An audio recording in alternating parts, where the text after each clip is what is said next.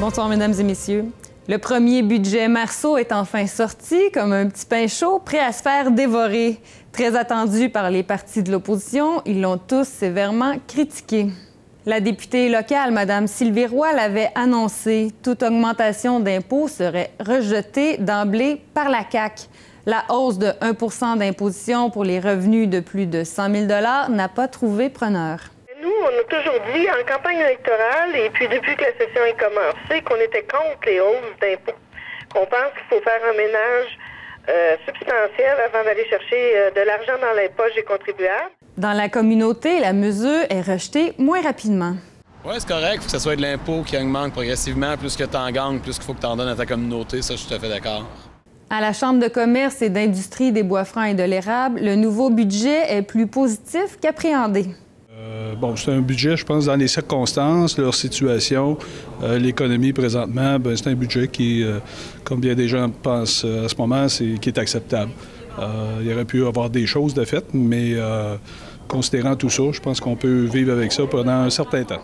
Les augmentations de taxes pour les produits du tabac et de l'alcool sont bien accueillies par la population en général. Je pense qu'il n'y a pas une grosse augmentation.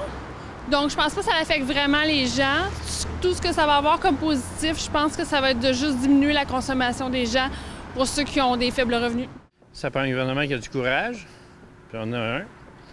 On devrait être content. Donc, l'augmentation des taxes pour les cigarettes... Moi, ça me dérange pas, je fume pas. Ça fait 30 ans que j'ai arrêté de fumer.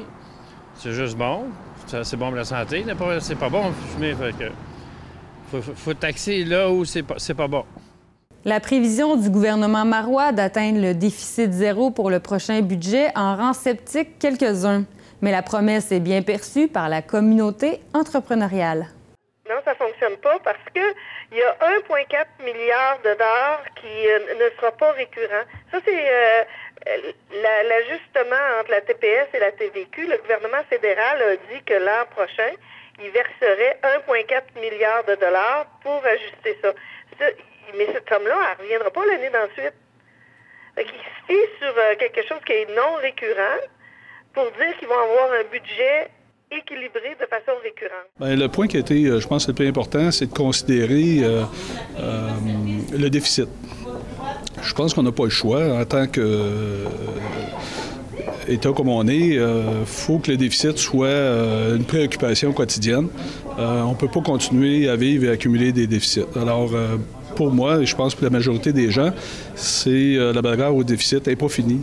Elle a commencé, elle va se poursuivre et je pense que ça devrait être un premier objectif qu'on doit se fixer tout le temps.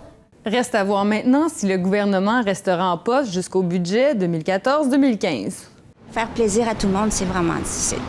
Faire plaisir à un, faire plaisir à l'autre. Puis avec le minoritaire, les caquistes, les libéraux, plus ceux qui ont voté pour eux, vous avez pas fait ci, vous avez pas fait ça.